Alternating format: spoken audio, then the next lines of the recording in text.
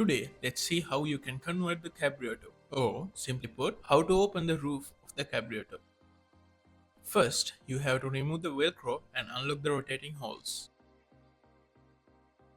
After that, push the horizontal rods upward to unlock them. You might have to give it some pressure because sometimes it can be hard to push. Then, fold it down like this. And then, push the frame backward to fully open the back roof. Do this on both the sides of the tuk-tuk. Roll the excess roof canopy. Fasten it with the provided clips or velcro like this.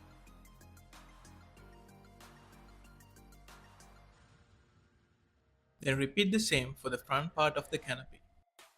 The only difference is, in the front part of the canopy, the horizontal rods can be folded.